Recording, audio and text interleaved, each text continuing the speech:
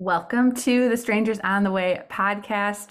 We have a fun guest for you today. I'm so excited. I just met Dave Woll last week or the weekend before around an ice skating rink and a fire, a bonfire. It was probably like 3 degrees outside, maybe, but Yeah, you're our being generous with our that. Yeah. town came out though for a big community event, and Dave and I got to talking, and I found out that we're both podcasters and in our in our community, and so I was like, wow, this is amazing. Um, and then he was just really funny. And as we've been talking before the before the show, I know that we're going to have a lot of stories that are going to entertain our listeners. So, Yeah, and Dave, I know incriminate you me do. probably. Yes, I know you do a bunch of things, not just podcasting, but disc jockey and drone photography and videography, documentaries. The list goes on. Could you just share a bit about yourself with our listeners as we get started? I have ADHD. So this will be a really fun episode. Yes, no. I think that the best way to introduce myself is I've always chased some things that you and I were speaking of. Like, if it was fun, if it interests me, I tried to find a way that you could make a living out of it. And we had a lot of naysayers along the way, whether it was starting a disc jockey business or anything, like having people go, "Wait, you're going to play music and make money, and that's how you're going to pay your mortgage?" I'm like, "Yeah, of course." So I believed in myself a lot. I guess sometimes too much sometimes, but things have worked out okay. Yeah, it sounds like it. What that's really beautiful. I would like, what did you say to the naysayers, or did you like, or maybe not say to them, but like, how did you process through like, you'll never be able to do this, or that's a stupid idea, or like, how did you Well, get the words I said you don't want on your show. I But know. Thank you. but yes, yeah, no bleeps during this one. No, actually, I think that those were probably the most motivating things. Really? Because anybody that tells you you can't do something or it's not going to work, was always a huge motivation to do stuff. But I Mhm. also find that not everybody is like we are, where you can have a vision or a dream and actually go after it, even if it sounds completely ridiculous. There's so many people that are stuck in a 9 to 5 worker bee kind of mentality, and there's nothing wrong with those people. Yeah. Anybody listening, I'm not making fun of you right there, not you. Um, but some people are wired that way, and I always want to do something fun. I wanted something fresh every day. And that's why I end up doing so many different things and I want to be in front of people. I started first career doing, radio and TV stuff, but being in a radio station behind a microphone where you don't know if anybody's listening or not didn't really, turn me on. It was nice. And then I went, we could do this, but be in front of people and make a difference and be part of people's lives and their special moments. So good. How did you come up with the idea of doing disc jockey to start? So I went to school for broadcasting. I was at Western Illinois University, and did radio and did TV there. And one of my instructors there, he thought I had a good personality, and he's like, "Oh my, you would be great at this." So I actually went out with him on a job. And he was, as long as he doesn't listen to the show, um, he was not very good. I was actually kind of embarrassed standing next to him with that feeling like, Oh oh my no. God, what am I doing here? But it also made me think like, oh my God. I'm like, how much money are you making? And he told me how much. And I'm like, if he's terrible and can make money doing this, I mean, I can accidentally do something with this for sure. So yeah, that was like, you know what? And I look back at college and people say, did you use your degree? Well, I do all kinds of different broadcasting things, none specific that needed a degree in. But if I wouldn't have met those people, I would never be where I'm at today. That's so good. What did the beginning look like? Those first like couple times, like building it up into a business. Like what were the early stages like?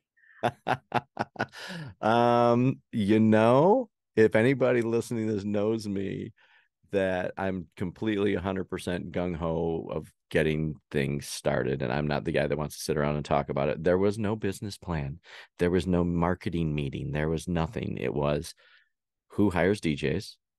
Okay. bridal shop. So I would make trips back from school to meet people that ran bridal shops or meet, banquet hall managers or anything like that. But it was difficult in the beginning because I found that when I came back to Lake County, that actually one of my good friends, Randy Cashmore, who's in town here still, that him and this other guy, they owned it. Like they were established. They had everything that to go after that. So I actually went to McHenry County. So I went just a county over and I started working on those and built up a reputation there, hired some guys, and we just kept on plugging away. Story I always tell, which is fun, is that when we started getting going, we had two DJs on staff. Anybody listening to this probably is like, oh my God, this is a horrible idea. Um, but 3 months from that day when we had two DJs and two sets of equipment, 3 months after that, we had 4 gigs booked on one night. So I Oh, didn't have the equipment. We didn't have the guys, but I was taking the business and we forced ourselves to go through. wow. And everything turned out great. How did you do it? Just like different I was a timing? I was a pimp and went around looking for everybody with a good personality. You're like, And do you want to be a DJ tonight? well, and the good thing is I grew up in this town. So a lot of my friends I knew who had good personalities. I knew how people Mhm. how they treated people, how they interacted, because anybody can play music, but to do what we wanted to do at the level we wanted to do, they had to be nice to people and treat them and actually put their it's their day. So you have to put them before you, and you can't Yeah. act like you're a rock star. Yeah. You only get to be a rock star by not acting like a rock star. Very true. Yes. I'm That's still good. not to that status, but I'm working on it every day. Whatever I That's can so do. good. Okay, I've got to hear some like wedding DJ stories. Oh my gosh. Good ones or bad ones? Funny ones. Funny, funny ones. The funny when you say that, all these tragic things come up in my head. Oh no. Um, and like stories of us, like how you save the day when people don't even know that something's going on. Oh, yeah. I mean, Oh, we tell us one of those. Yeah. okay, so we had a grandfather drop heart attack During the during wedding? first song played when dancing opened. He was Uncle Ray. I remember they call Uncle Ray. So God. Uncle Ray dropped on the dance floor during the first song, which was like Glenn Miller in the Mood. So everything stopped and people were freaking out. People were screaming. So the first thing we did was remove the bride and groom from the room, and bring them into a different place, Mhm. because we didn't want that to affect them. But actually, funny enough, my mom was at that wedding and she was a nurse. So she started administering CPR. Uh, Wow. Ambulances were coming. So turns out, the good part of the story is Uncle Ray lived, but Good. he Good. almost died there. But Wow. the most awkward part of that was we stood up there and somebody came up and said, okay, well, we want you to play Celebration right now. And we want to but the whole mood of everything had changed completely. Sure. So to try to be like, all right, let's get on the dance floor, we're going to, so we made it in that we were honoring Uncle Ray and we were praying for him that he would be okay, but he would want us all to celebrate and have fun. So Wow. yeah. Wow. Yeah, I've had a lot of people try to beat me up over the years too, What? because Because you yeah, played bad songs? no, because I Because didn't you play didn't play their Drake? didn't play their song. Drake is my favorite. I would play Drake for you, and Thank then you wouldn't beat me up either. you. That's fine. No, I would be like, Um, thank you. no, people are honestly like, you learn a lot about people doing that job, because for the majority of everything in life, people are really nice. But then there's always those people that it's just about them. Yeah. And we stuck to our guns all the time and did what our bride and grooms wanted us to do. And we did the best for the party, not Sure. just to make somebody happy. Sure. Um, yeah, I had a bride break her ankle. Um, No. saw the wedding cake rolling up on somewhere in back and smashed 5 minutes before. And it was No. like dream cake that they spent the most money on. Oh no. Two grooms that didn't show. The Um, wedding. one of the parties went on. They said, screw it. We're still having the party. Wow. And it was a great party. I like that. And the bride was Yeah. there? The bride was there and she was like, whatever, they got over it and they went forward. I think she drank a lot more than she planned on that That night. makes sense. But to see the family, but actually, and the groom's family stayed and Mm. party. Yeah, I'm not sure how many friends he has now, but Probably not a whole lot. Oh, but there's been all kinds of things that I've seen, accidentally walking into a coat room or just finding people in there No. too. Oh All no. kinds of or people finding out about infidelity at the wedding, Oh like the best man having an affair with the bride that comes out somewhere during the night. goodness. These are supposed to be good stories, right? I I mean, know they're good for me any because they're yeah, fun. okay. Any good ones. Any like inspirational ones, really like heartwarming, touching. Yeah, there's so many things, especially when people get married and their parents are ill. Mm. And we've had weddings moved up because they don't know if dad's going to make it, to the wedding. And one that I can think of in general is this woman that she just loved her father so much. I have chills all over my body just thinking Mm. about it.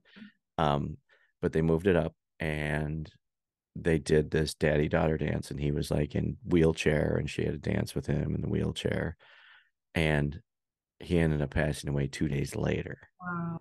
But they moved it all up. And I know it sounds like a bad story, but it's a No. wonderful, heartwarming story that Yeah. they did everything for him, and they changed, and the venue helped out. And, we helped out, like from the florist to everybody, to watch everybody for a combined effort just to make somebody really, really happy. Wow. Yeah. That's Um, yeah, but most of the wedding stuff is good. Like they're all like happy. really really happy. There's always like there's random like fights and um just some weird things that go on. But for the most part, it's really heartwarming. But after doing it for so long, this may sound very strange to you, but I used to be able to sit and I could watch the bride and groom dance, and I Yeah. would get like a vibe or a feeling off them, and I can tell if they're going to make it or not. Yeah. And Yeah. sometimes I look back and go, and then you hear someone, either they've been together for 30 years or however long they've been together. But Yeah. it's a really cool thing to watch unfold, and to watch families mesh with each other, and to see who's going to lose their stuff that night, and how Yeah. demanding the mothers or fathers are. And yeah, so any advice for anybody listening, if you're a mom or dad of a bride or a groom, just relax. Mm. Everything's like everything in life, it's all going to turn out how you do. There's only so much planning you can do. There's only so much things, and stuff happens, and Mhm. like anything in life, and you just have to roll with it and make the best of it. Yeah. Otherwise, you're going to be miserable for the rest of your life, and nobody wants to do that. True. That is true. We get to choose. We do get to choose. After all of these years doing this job and kind of all your work, like what are some lessons that you've just learned either from other people or the work itself? Like, I feel like you've had such a neat career so far, Yeah. a unique one. And I love how you've just gone after your passions and like, yeah, And I- sometimes this stuff falls in your lap too. You're like, sure, how did that happen? sure. Um, biggest lessons learned through everything is that all of my jobs revolve around people, whether it's a custom motorcycle podcast that we did, and I got to talk to people from Australia to, I mean, you name it, Dominican Republic to wherever, to do a dating podcast where we talked to single people that were recently divorced or looking for a boyfriend or a girlfriend, and online dating sites, and the follies of it, not the bad stuff of it. The fun. Yeah, yeah, Mhm. but I realized that really everybody is really the same, Mm. but also completely different. Mm. And I think one of the biggest lessons, and people always hear this all the time, that to be kind to everyone because you don't know what's going on in their life. Yeah. Um, and I think the older I've gotten, the more people I've talked to, it really rings true. Like I'll do a podcast interview with somebody, and then at the end, they'll break down and cry and say that they could hardly make it through it because they're going through an awful divorce or custody battle or something like that. Yeah. But they put on a good face, Yeah. but they're hurting inside. So if that person would be mean to you when people are unkind to you, I don't can't take everything personally because you just don't know what's going on. It's like Yeah. the book, The Four Agreements. Don't take anything personally. Um, Yes. yeah. Yes. Oh, it's so good. I actually just learned about that book on a date. So Oh funny my that the gosh. guy was telling me about it. I'm like, what are the four? Yeah, Well, some agreements. yeah. Was Yeah. he impeccable with his word when he was saying it? Was he impeccable? No, I said, was he impeccable with his word? Oh, oh, yes, he With was one of the impeccable agreements. with his word. Yeah. Good, No, good. that's real. I was like, it was really neat because you know when sometimes people say something and it just checks you in your heart and you're like, Yeah. oh, like I was like, oh, this is good. Like I have not been. I forget which one it was, but I was like, I actually have the photos on my wall behind me. do you? Yep, I That's have so, them how up did you there. hear about that? The Like four agreements? the book, yeah. Oh my God, I used to read all these weird books about everything, and I think it was just recommended. And Yeah. I listened to the audiobook first. And I have some really good girlfriends that one of the women say, she reads it once a year because it rings differently with her every year about what it Mm, means to. But the practices in that are probably the hardest things in the world to do, though, is to not take anything personal and be impeccable with your word. But I do like the last one to just do your best. At the end of the day, that's all you can do to put those things together. yeah. Don't make assumptions. That's the other one. Don't make Yeah. assumptions. That's a huge one. I feel like I that feel like the possible. no, I've been learning that in the season, like I feel like to another level where it's like, when you meet people and you'll have like that assumption or judgment, and then but when you choose to like lay that aside and still engage, it's Right. wild. Like I feel like you actually need stuff from those people, and if you don't like humble yourself and be like, wait, I am not the one to judge or assume, then it's amazing what can happen. Like, yeah, Absolutely. yeah. Absolutely. Because I mean, I don't know how many people I've met that I'm like, God, that guy's a total jerk. Like Mhm. just by whether they're the way they interact with other people and they turn out to be the nicest person. So Yep. Yep. yeah. Oh my And gosh. we all make assumptions, and that's why we live inside our heads and drive ourselves crazy. Hmm. Quit making assumptions, people. Yes, you've heard it from Dave Woll. That's right. And that must be my word is bond. That's good. So good. Ah, well, I know you've lived in this town your whole life, Grayslake. Yes. What has it been like? I I feel like at least my like generation, everyone is like, I want to move somewhere, blah blah blah. Like, there's just this thing about like almost like not settling, but like not committing to a place. Like, what has it Right. been like being committed to a place and a people for so long? Because you must have just deep relationships, friendships, Yes. history, all of those things. Yeah.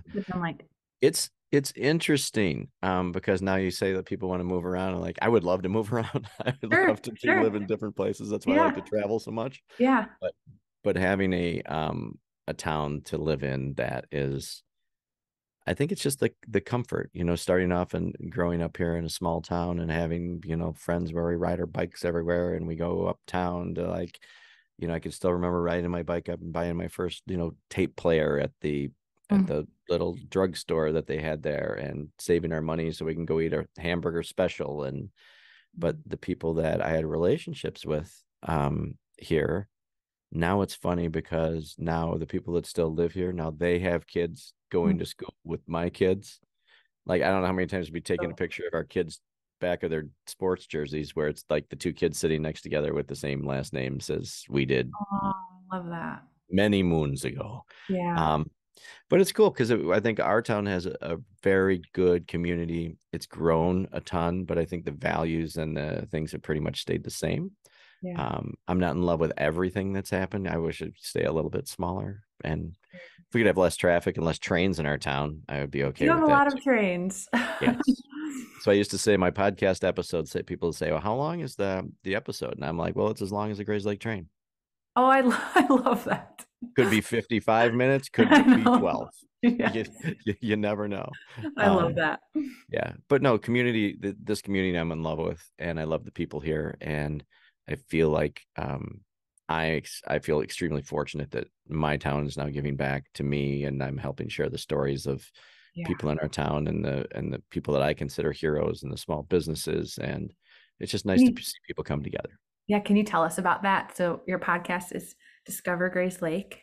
Yes. How did that Yes. come about? And tell us about it. Well, I was drinking one night. I'm just kidding. Uh, Hey. it probably had something to do with it, though. Actually, I've always thought I miss doing podcasts. So I was producing some other podcasts for another company where they were on aluminum extrusions and pool plastering and blah, blah, blah. And I was like, okay, that's boring. I need to do something, but I want to do something impactful.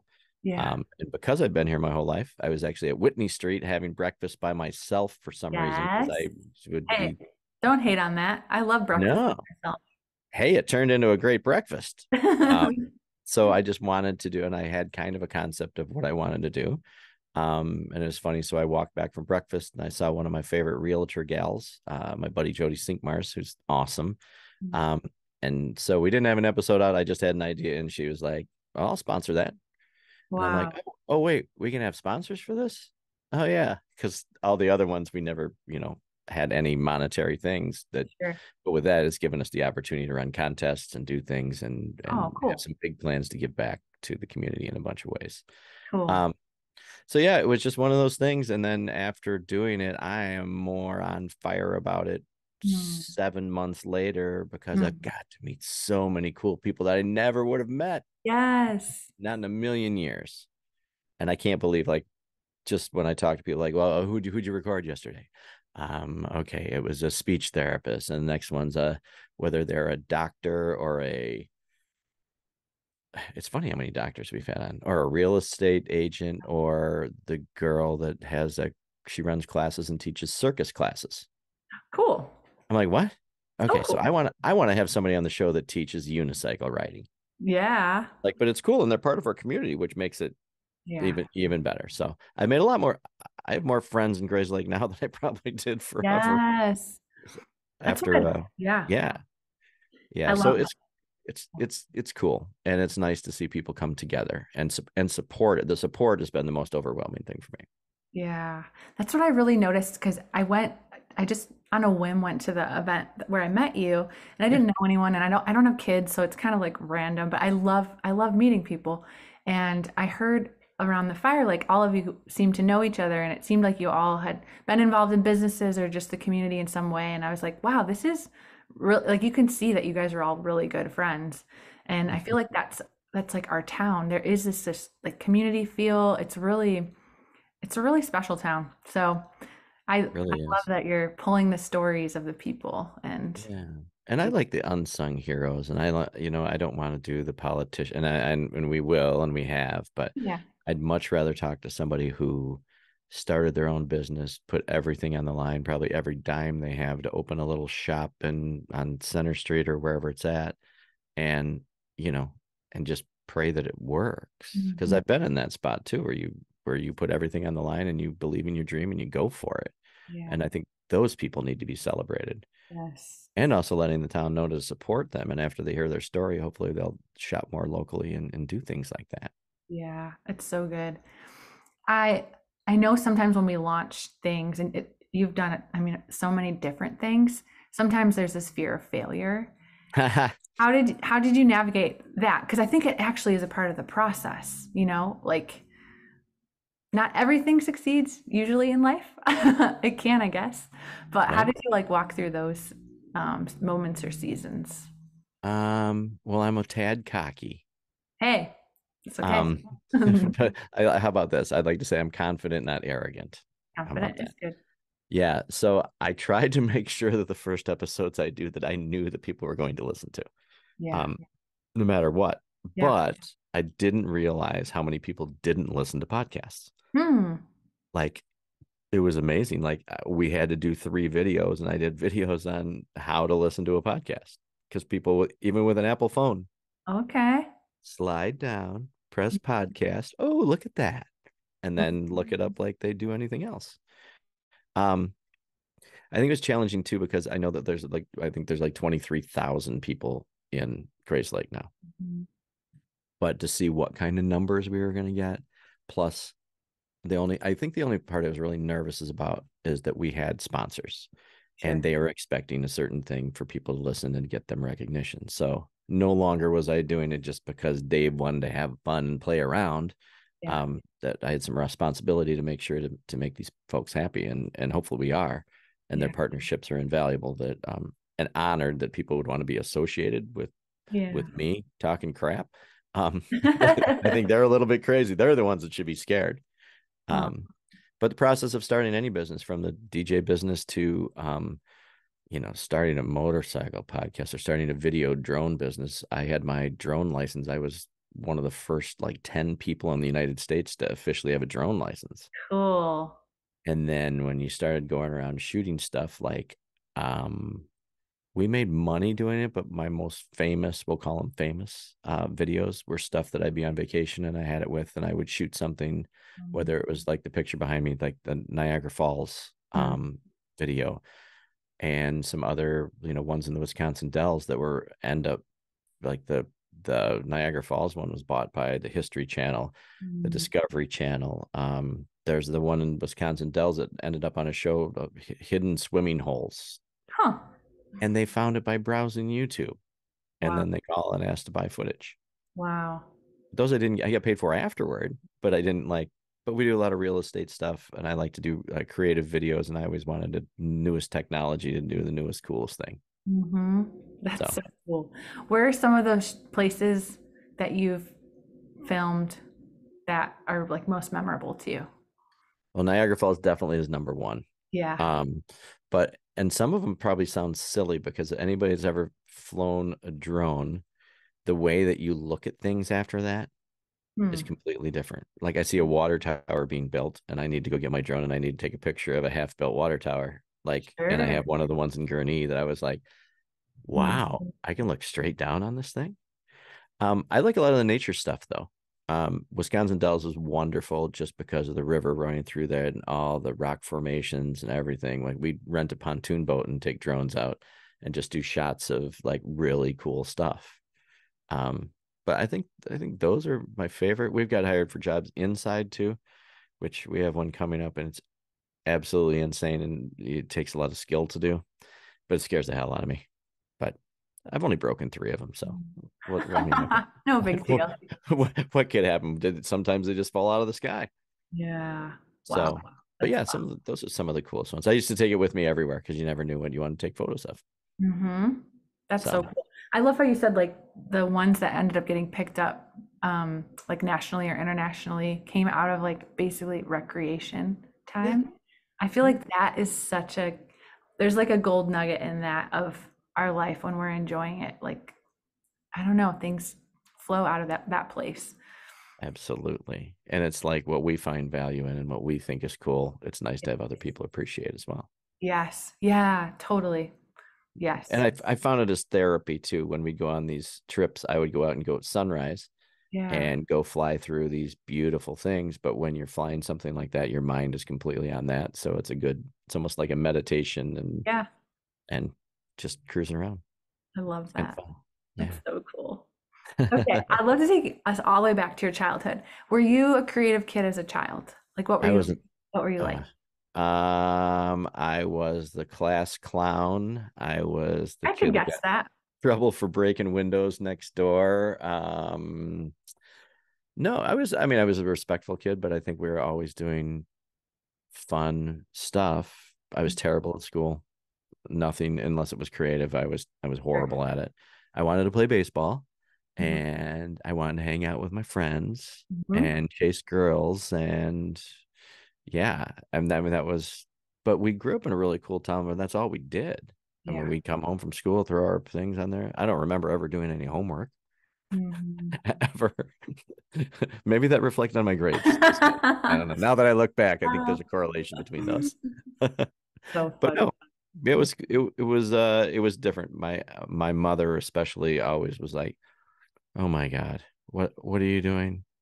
Like I tell the story all the time, like when we got to do DJ stuff and I saw a photo booth at a wedding and the Yeah. guy was bragging to me that there were no photo booths around except for Michigan. Hmm. You don't tell me stuff like I that. know. I You're like, called my mom at 2 o'clock in the morning and we made a plan to get photo booths and bring them to Illinois. And we ended up with four wow. of them at one time. And Wow. then I didn't realize that I had to buy a box truck to carry them around. So the initial investment, quadrupled and then quadrupled again. But it was Oh, great and it yeah. worked. Wow. Yeah. So I get ideas and I run with them. Yeah, that's awesome. And we That's only hear about the ones that work. who who No, does? I said That's all that you what share. right. Nobody knows about all my fail. Well, a couple of guys know, but we always try something different. I have to, Cool. if I'm sitting still, I'll wither up and die. Yeah. Yeah. So You're really living life. It's yeah, and I'm a single father of three. Wow. Yeah. What's it like being a dad or a single? As I was saying, all I wanted to do was play baseball, and I was terrible at school.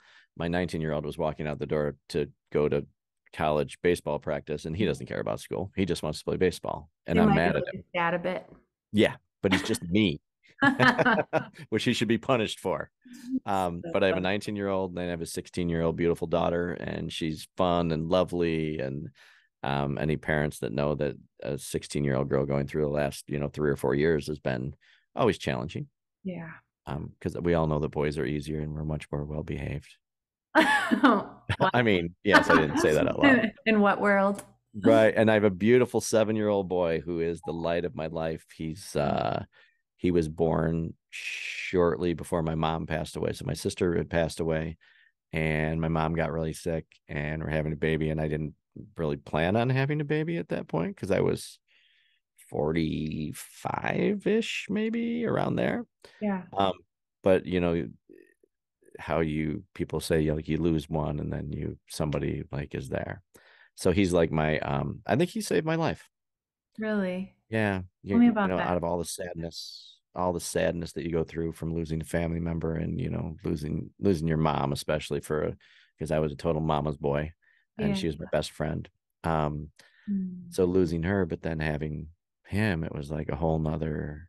And I was going through a divorce at the same time. Oh no. Yeah, so I had a little baby, What a getting grief. divorced, mom's passing away. Yeah, it seemed like everything was going down, but then to feel like your life has nothing going for it, but then sitting in bed holding this little miracle who smiles back at you, and now it's like, Wow. yeah, it changes everything Yeah. and added some responsibility. So I could have, without that, you can go into depression, you can, close off and not do anything, but I Yeah. didn't have the option. I think at that time I had, yeah, so 7 years ago. So yeah, like a 12-year-old, a 9-year-old, and a newborn baby by myself. Wow. Yeah. How did you get through that? Like, obviously, there was some joy because kids, I think, are just like joy bombs, but Yeah. yeah. Jack Daniels. Yeah. Just kidding. No, I don't No, drink Jack Daniels. hey, No. my dad passed away, and some of our family members, that's kind of how they got through. Yeah.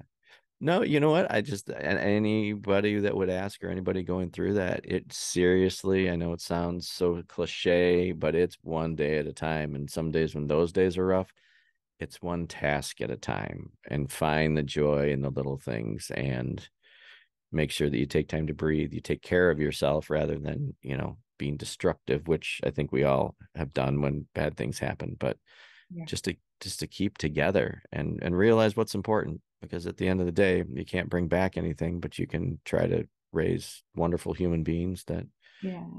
and play catch in the backyard or Yes. sit and just hang out or take a bike ride with my daughter or do things that really matter to them, because those are the things that they're going to remember. Yeah. um and it's cool. And the 7-year-old's my favorite, by the way. I Say always that tell out my kids that. loud. No, they always say he's your favorite. I'm like, yeah, because he likes me. Like, That's just because your kids are in the teenage stage. Once that passes, they'll start to be yeah. like, "Oh, Dad, you actually were valuable." Yeah. I mean, they like me and they want to do Yeah. stuff, but the other guy's like, hey, we can sit and watch a movie together or play action figures or whatever he wants to do. And like, Yeah. he's upset if he doesn't get to play with me. Yeah. Yeah. But That's watch him run off the bus every day and give me a big hug and feeling the love of that is so there's nothing like that. That's yeah. my number one job and my number one pleasure is these new guys. Mm. Even though they're a pain in the ass, they're Yeah. they're they're still everything. Your family. Yep. That's right. Oh, that's so beautiful. So you're on Yeah. the market in Grayslake, eh? No, I'm the best matchmaker in the whole world. You are. Rumors spread fast around this time. Yeah. Okay. So yeah. I'm not sure I'm ready for that yet, but That's yeah. fair. Yeah. No, That's but good. Sounds everything in lovely. time. It's the seasons of your life, right? We deal with love, we deal with heartache, we deal with heartbreak, and that's with everything from relationships to family to everything. Yeah. Um, so yeah, it's going to be an interesting thing. Now it's like without just going around, and Hmm. it's a different world like that. It's a Yeah. scary world to go into like that too. Yeah. But I feel like you've done it. Like, You Well, have. I've been married twice and divorced twice. Hey, that's okay. What I love about your life is like you don't let it stop you. No. It's really neat. You keep moving forward and like and it's very inspiring. And how you love your kids. I noticed that. I saw you interacting with your daughter at the event and I was like, I love like good dads. It's just I'm really passionate about like calling that out of people because that is what changes the world, I think. So thank you for how you're fathering your kids. Oh, well, thank you for the compliment. It's very nice. Yeah. Say, So it's just fun. And it was freezing that day. I thought I was it going to was die. freezing. Yes. That's why I Yeah. was by the bonfire making my s'more. Yeah. And I Yeah. had to act like I was trying to be semi entertaining and, Super to, entertaining. yeah. Yeah. And then run back to the car and get my hands warm and then run back out. And yeah. So Oh, I know that's, that's true. You were there way longer than I was. it was a long time. That was Like quite an 10 event. degrees warmer, it would have been fine. But it was nice to Agreed. see the community Yeah, come out for 12 that. degrees for us is just fine. Right. It's like summer. It's like t-shirt and shorts weather. Well, So lately anyway. well, just as we wrap up, I know in the beginning, before we started recording, you talked about, um, you said something about breaking rules. I really liked that. Do you remember? I don't know what I said about breaking Something, the well, rules. you said Niagara Falls created some rules based on you. Yeah. Okay. So, Huh? I love to end I, with that story. yeah. Okay. So I always like to say that there has to be a Dave Wool rule, and no matter what I do, I've had laws changed because of things I've done that maybe weren't illegal then, but people went, "Oh, that shouldn't probably happen." Um, I did some things, and if anybody in Grayslake listens to this, in their baseball community, that I didn't think was wrong what I was doing. Oh no. But anytime that you're in Little League Baseball and everybody has opinions and there's stuff that they don't. So, Hmm. what I did there, they've made rules to change the way things are done. From stuff we've done DJing and everything, like from the neighborhood I live in, I push the limits. You push the limits and you do what you think's right. Mhm. And if people don't like it, then they have to make. I just want it called the Dave Wool rule, though. Like everything I do, there better be a rule for it. I like that. Yes. I And don't. that's I don't. actually how you change the world. If you think about anything in the world that's actually shifted for better or like worse, Sure. like something gets shifted like that. So someone has to push the limit, I think. Right. Um, And I'm not proud of all those things that I did to sure, change a lot of sure. things, but I've always been the guy that does what I want. And what do they say? Ask for forgiveness, not Forgiveness. permission. Yeah. So, I love um, it. but yeah, there's a lot of fun stuff, and you have to live your life, and you have to get out there every day and make every day count. Because I think people walk through this life sleepwalking, Yeah, and I'm the guy that sometimes people think I'm a lot, or sure. somebody like, oh my God, how do you have all this energy to do all this stuff? Mhm. But you have to have a purpose and you have to push forward and you have to set a good example for your kids or your neighbors or whatever you're doing. I think it's important that you lead by example, be kind to people. I'm a big fan of random act of kindness to Yeah, treat people how you want to be treated and never forget they might be going through something crappy. yes. What's your one of your favorite random acts of kindness that you've either received or given Oh secretly, man. but it won't be a secret anymore? Right. You can't brag about stuff like that. I think Although one of my pet peeves is when somebody posts on Facebook, like, oh my God, this lady's car was stuck in a ditch today and I did other this. helped her. Yeah, yeah, And yeah. then everybody's like, oh, you're so Oh, kind. That's not a random act of kindness. That's bragging. yeah, yeah. Yep. You just do it and keep walking. Yes. I have What's a the soft motive? spot. I have Mhm. a I have a soft spot for old people and Mhm. really young people, like Mhm. children. Yeah. So I think there's so many people that just need a little help. And you know what? I don't care if it's opening a door or helping an old lady out to her car and put her groceries in, and they look at you like you're crazy, especially in the world we live in now, where everybody thinks somebody's going to do something bad. Yeah. I think with enough of those acts of kindness, maybe we can change that around and people would expect that somebody's going to help them with Yeah. something. So So, good.